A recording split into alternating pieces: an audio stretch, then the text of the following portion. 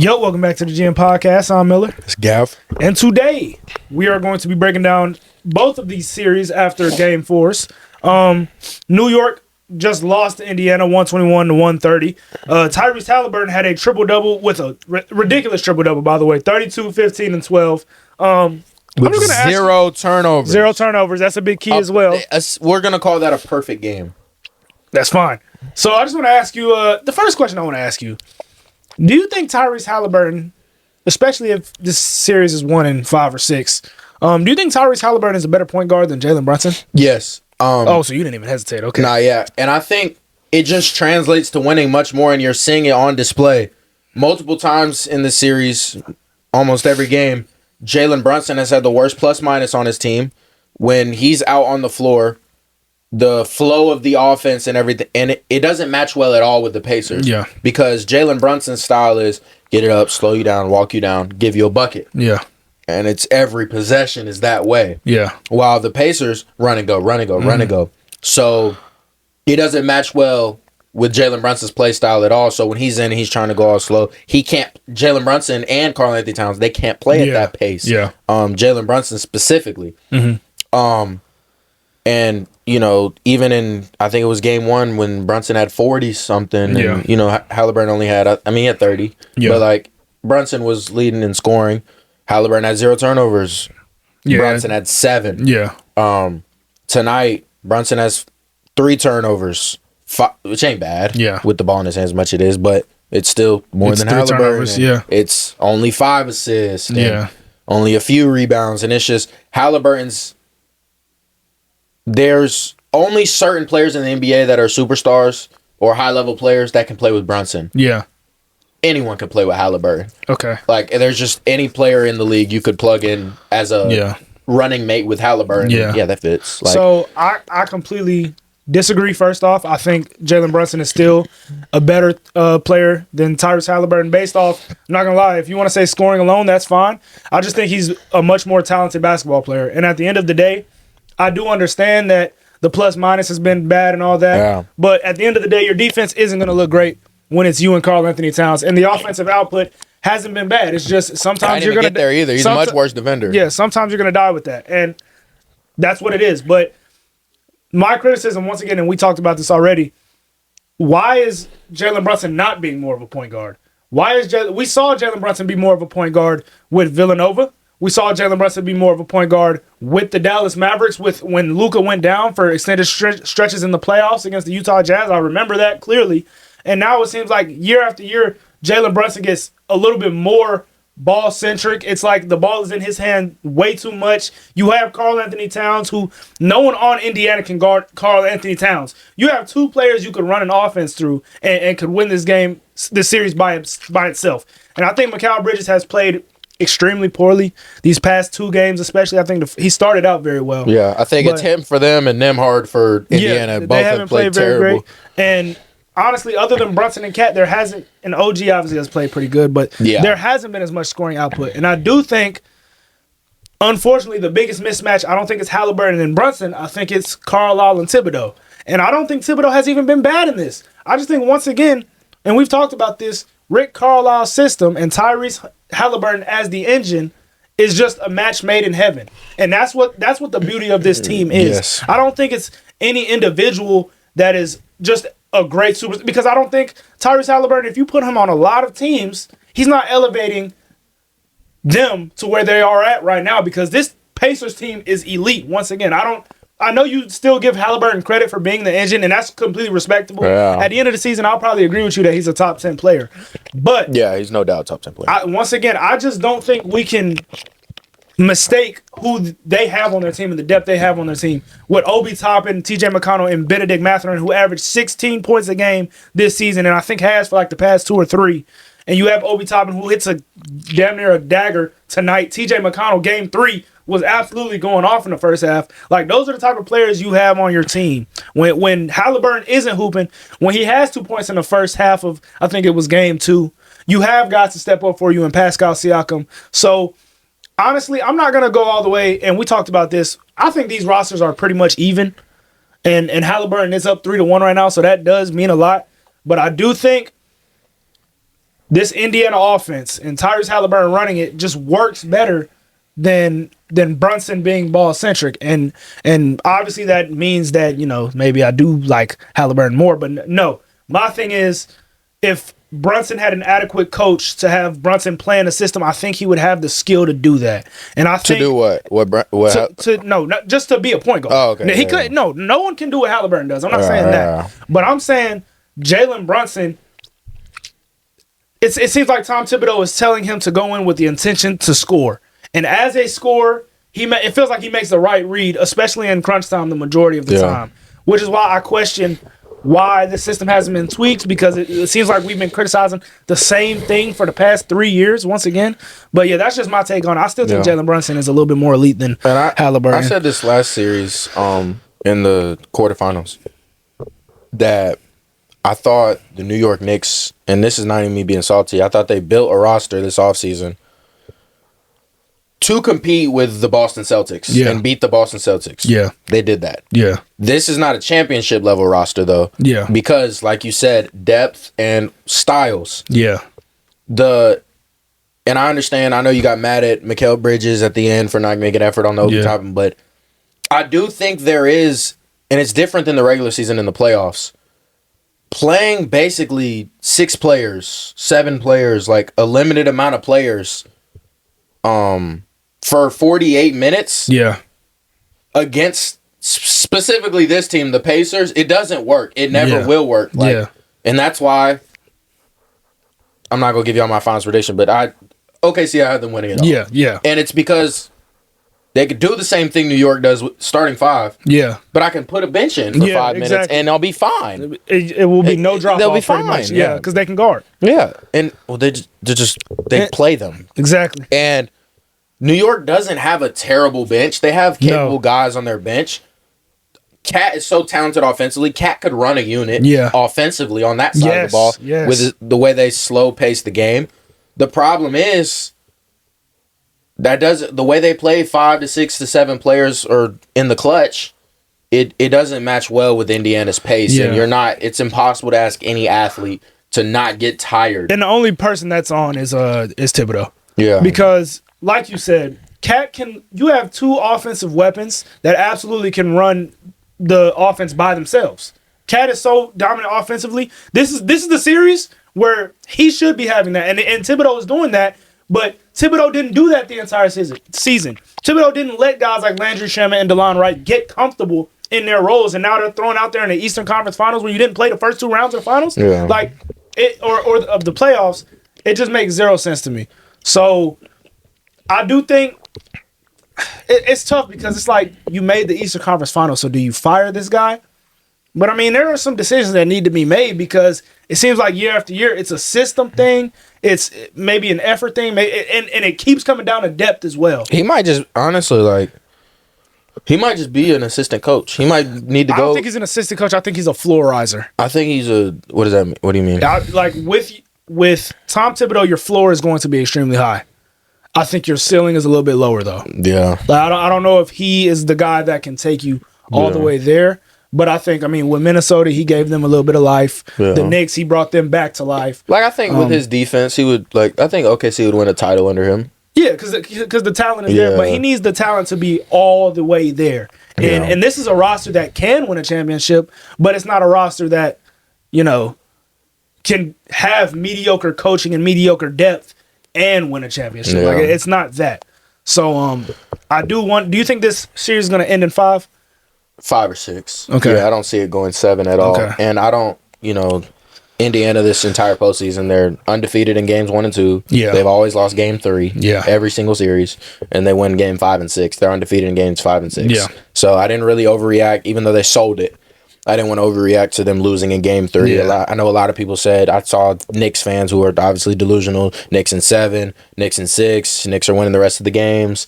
And I still think it's Knicks in 7, by the way. You think Knicks are winning in 7? Yes, I do. Yeah, I think this is done in 5 or 6, maybe even 5. And I simply just think that, and back to the Brunson argument, I think the only argument you could make for Brunson is scoring. And if that just outweighs that much, then cool. But I've seen Halliburton have too many elite scoring performances.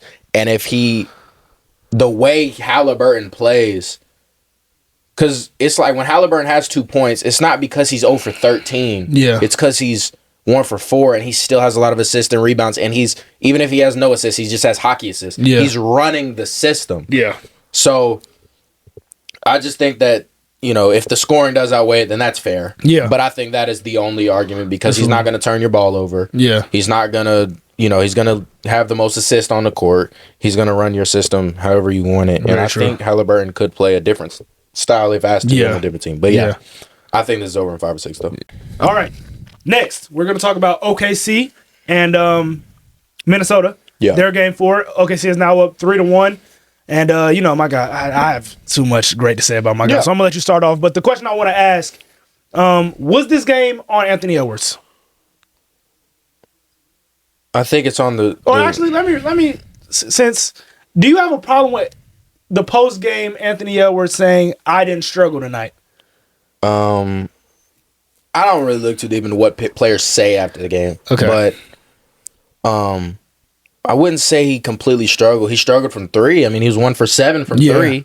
And that's what I was thinking, you didn't dominate the game in a game where all your role players showed up. That should be an automatic win. Yeah. If I told you before the game, Jaden McDaniels gets 20, all these guys get 20. And they scored 60. Their bench scored 60. Exactly. If I tell you all this stuff, it's all, we're winning. Like, Ant just got to score 15, or Julius Randle just got to score 15. Yeah. But I would put on the big 2 that they have, the 2. Yeah. Because the head of the snake for OKC showed up, both of them, and J-Dub, you know, he doesn't show up every night. He's inconsistent, but this series he's been good, and other than the blowout game, he was terrible. Yeah. But, you know, you got J-Dub out playing Anthony Edwards. Yeah. So, I mean... frankly, you had Chet outplaying. Exactly. You had all 3 players outplaying Anthony Edwards, and, you know, this would be cool if Anthony Edwards was a number 2, a number 3, but I keep getting him pushed in face of the league, best player in the league. Whoever wins the series will be the best player. So the fact that he's not winning the series, I have to hold him accountable and say, that's not good enough. Yeah. Because I see other players, like I said with Halliburton, like I've said with Tatum with rebounds. Yeah. Jokic in many aspects. LeBron in his prime. The best players, when they don't have it going offensively, are the best defensive player on the court. Go shut one of those guys. Go shut J-Dub down. Yeah. Like, and he wasn't that. Yeah. Go get a bunch of rebounds. 4 rebounds. And like limited it. Like about 5 some assists. Like, so no, you didn't dominate the game in any way where honestly, to your standards, all you had to do was be above average and you win this game. Yeah. You know. Yeah, I understand not forcing it with your shot attempts because your guys had it going. Yeah, you know, I'm not big on he should have shot more than 13 shots. Now he did only shoot 2 in the first half, which is kinda, insane. It is insane. Yes. Get to the line or something. Yeah. But yeah, I would put it on him and Randall. Honestly, I mean, and so I'm glad you criticized Ant because I do think he deserves it. First off, like he definitely deserves it. I'm not gonna go as far to like drop him as far as like his ranking as player in the league because I didn't have him as high as people like, you know, you just talked about face of the league. We don't say that. But in this game, since you took the criticizing out on Anthony Edwards, I'm gonna go a different route and I'm gonna criticize Julius Randle. Yeah. Okay. Julius Randle. Back to his old ways. And let's just talk. I want to talk to the kids right here. Okay. If you find yourself on a basketball court, there's one thing if you can't score. It's one thing if you can't rebound over bigger guys. It's one thing if you can't, not a great passer. But if you can't find a way to have any impact on the game, it is your fault because that's effort. And I watched Julius Randle be horrible defensively yesterday. I'm an OKC fan and it pisses me off. I watched Julius Randle be horrible defensively yesterday. I watched him show no aggression on the offensive end. And continuously throughout his career, you see him almost pouting, it feels like. Completely pouting and taking himself out of games that he doesn't need to take himself out of. Because if you're there, and Chris Finch has to bench him because of some of this stuff. And if you're there, you could be having the worst game. If your coach has trusted you based off what you've done all season, and you get one good rebound in the final 2 minutes, that could be the play that changes a game. Because OKC was dominating the boards, and OKC is a team that has been constantly criticized for not being able to rebound. I mean, you saw it in the Nuggets series when Aaron Gordon and Jokic were going for double-digit rebounds every single game. Yeah. So Julius Randle, I seriously question why in this opportunity, when you do play 2 good playoff series, and now you finally get your test, do you automatically shut down? And the thing about Ant that I wasn't as mad at was I kind of thought he was right in his post-game presser. Like, he did let the game come to him. I didn't think he played a bad game. Now, you got to be more aggressive. Yeah. Like, that's not top 10 player stuff, what he did yesterday. I'll admit that firsthand. But I saw him compete on defense. I saw him try to get to the rack a couple times. I saw 18 points. I saw Julius Randle. He had 2 points yesterday, right? 5 or 7. Like, that's horrendous. Like, you cannot defend that. And we've talked about this. Number 2s don't get criticized. You know, Jaylen Brown, he's not going to get criticized as much as Tatum is going to get criticized. Like, that's just what it is. Devin Booker with Kevin Durant, I haven't heard Devin Booker criticism for the past 3 years. Like, it just doesn't happen. So I'm gonna take my time out and just say I think they lost this series not because of Anthony Edwards, and Anthony Edwards hasn't been great. They lost it because of Julius Randle. And Julius Randle just popping back up and becoming the same person that he always was. And it's not about the not shot making. It's about the impact that he could have elsewhere, and he chooses not to. You have to choose not to do that, especially when you're 6'9", 250, you can put the ball on the ground. You can't tell me you can't go out there and dominate Chet Holmgren on the boards. You can't tell me you can't do that. And to not do that in a pivotal game 4, when your team is trying to make, your franchise is trying to make the next step. You get 10 points or you get 2 more rebounds, you win the game. Come on, man. Like, it's not hard. And for you to take yourself out of a game like that, I just don't understand it. And that's where my criticism lays. And we haven't even talked about the greatness of OKC, but it's sad. And that's where I wanted to say on the flip side, praise to OKC. I think, you know, I see a lot of people talking dynasties. I saw one dude talk about the next 10 years as OKC, which I don't want to jump there yet because even though they didn't win it, I saw an OKC team with 3 Hall of Famers never go back. Yeah, exactly. So, and we said the same thing with Boston. Yeah. We said the same thing when the Nuggets won it. Yeah. And we said the same thing when the Bucks won it. And they weren't even, like, that wasn't even as good as a team as this is. Absolutely. And we would have said it if Kawhi went back to the Raptors. So we always, the only reason we didn't say it with the Warriors because they were old. Yeah. But I do think they should be favorites next year. Yeah. Next year and this year. You know, I do think, like, I don't see them not winning a championship anymore. Yeah. I just think as good as Indiana is, and I think their ceiling is 2 games against OKC. I would say 1, but I think their ceiling is 2 games. And and I think Indiana, I think everyone would agree Carlisle has to be he's top 10 coach all time. Oh yeah. Like he's there's not even a debate in my opinion. Yeah, like the fact only Spoelstra can do what he's doing right now, and it wouldn't look the same. But it wouldn't look the same. But Spoelstra is the only guy that can take guys that you didn't hear about before this playoffs. Yes. The average fan, and do what he's done, about to go to an NBA final. So yeah, I just think Shai is, first of all, Shai's foul baiting is not nowhere near as bad as Brunson, and I don't hear, and it's, you know, I don't feel you were gonna bring that up, and I've witnessed his first. I can't watch Brunson. Like I can watch Shai. Like it's not the funnest to watch. Yeah, but I can watch Shai. I can't watch Brunson. Like he shot 10 free throws in a quarter tonight, and it's honestly it is on the refs. And game 1 with Shai that everyone talked about. It was on Shai for going to the ground, but it's on the refs for giving you that BS. Yeah. And tonight, it's on the refs. Like, it don't matter if Brunson, you just feel like you got to give him the call. Yeah. You don't got to give him that. Like, the best thing you could do to set the tone is have him look stupid. Yes. Have him fall on the ground and just look at him. Yes. What? Like, just look at him. Like, just what do you want? Yeah, like, exactly. Because it's not good for views. I know y'all want money, NBA. Like, it's not good for any of that. And I don't know. Y'all want to, at first in the playoffs, y'all wanted a more physical style of play. Then you reward this. You're contradicting yourself. Yeah. And but I think Shai is going to be in top 12 players of all time category. And the reason I say that is because he already has an MVP. Yeah. Averaging 33 a game. Led the league in steals last year. He's a great defender. And I feel like when we talk about 2 rings players in small markets, like we just instantly think Hakeem. Yeah. And I think he has a great chance. And that's not a small market. And I don't. No, but like Yeah, like you get with a lesser franchise. Yeah, with a lesser franchise, I guess that makes sense. The face of that franchise that doesn't win. Makes sense. Win outside of they don't win outside of him. Yeah. And I would say the same thing for Shai. Yeah. It's gonna get to a point, we're always gonna think Russ kid, but like there's gonna be a big generation that just thinks Shai. Yeah. And I think if he gets 2 rings with OKC, that'll cement him as at least top 15. So what top I definitely 20. think he's gonna be, whether you consider him a point guard or shooting guard, what do you point? He's a point. Okay, he's a point. Okay, he's gonna be top 5 in his position wherever, whichever way you consider him. It's a guy that I put with the Kawhi Leonards, the Jason Tatums, the Tim Duncans of the world, to where it's not loud. You're not gonna love it. Yeah. It's not gonna make you jump off your feet.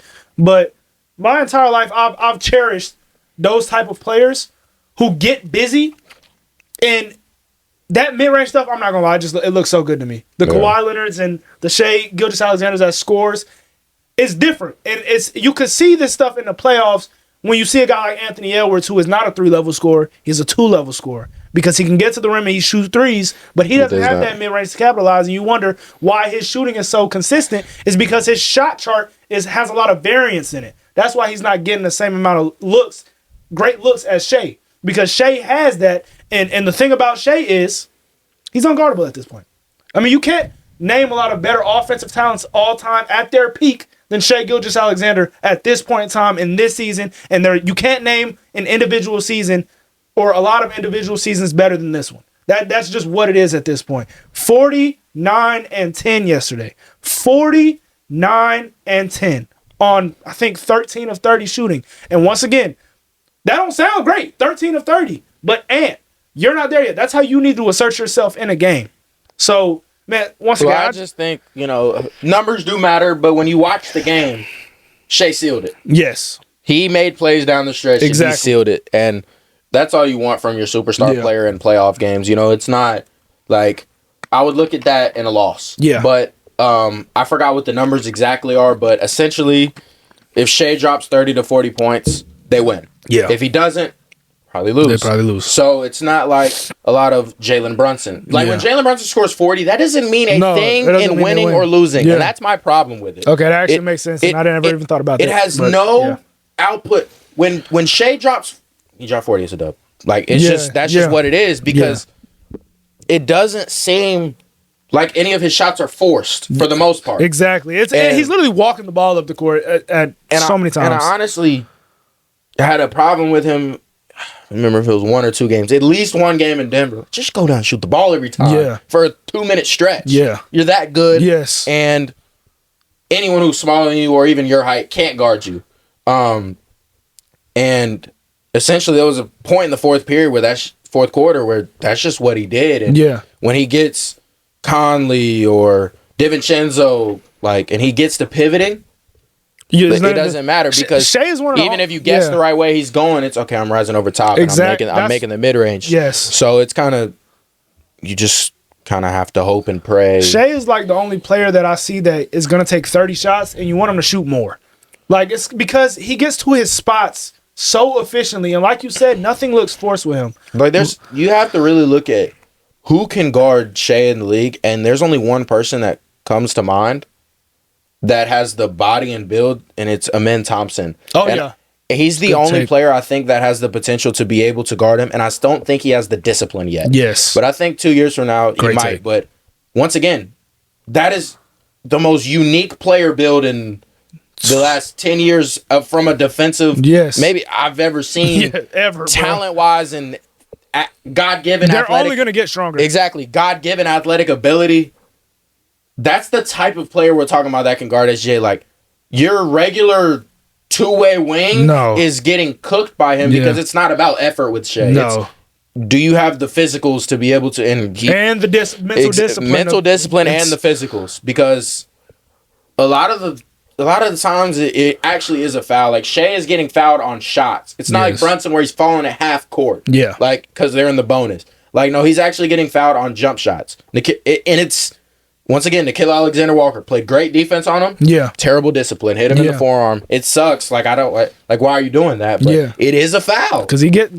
But that's just my 2 cents. But I do think he's going to be an elite all-time player. And I don't know how to put this, but I don't know if it's me just.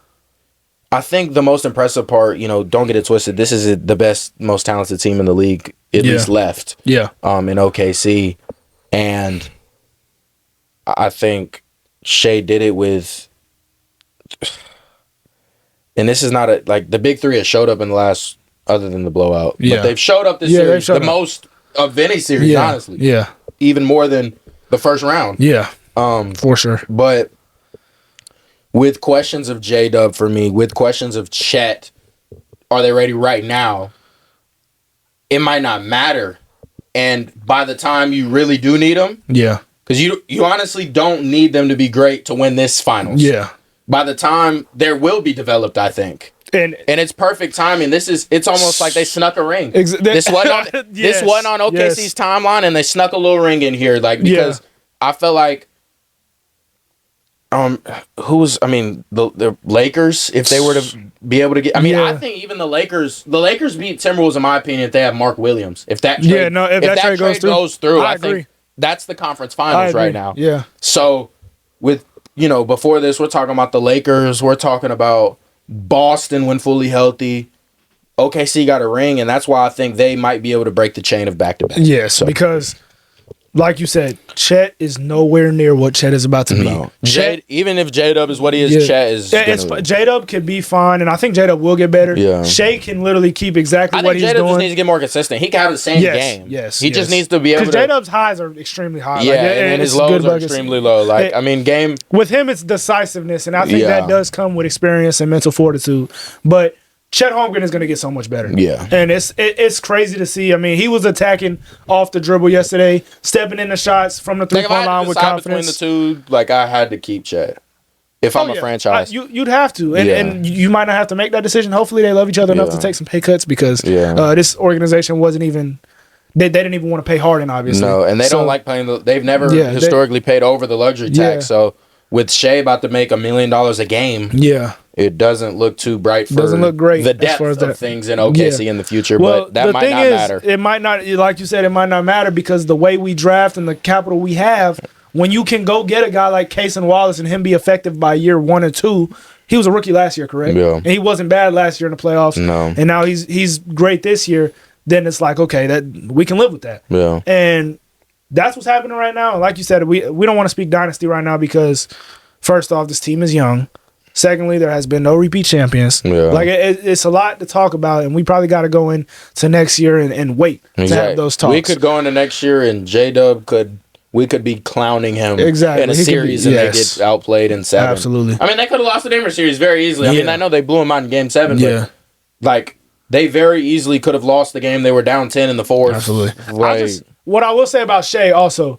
I don't think any franchise is as comfortable with their number one player right now as OKC is with Shai Gilgeous-Alexander. As far as the next 10 years and what that looks like. He's 26 years old. 26-year-old player. I think you have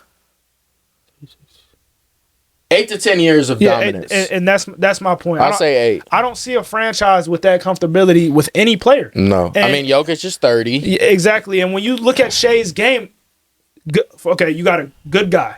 You got a 26-year-old player. You got a two-way player. You got a guy that doesn't take bad shots. You got a guy that only scored one time under 20 points in the entire regular season. And a guy that doesn't do anything bad off the court. The guy that does nothing. You don't have to worry about him getting in trouble. Stuff like that matters. You don't have to worry about him getting into it with a teammate, or the media. Yeah, I mean, it's going to be like he said, and his whole life is consistent. It's going to be the same. And I was thinking about this in the car today.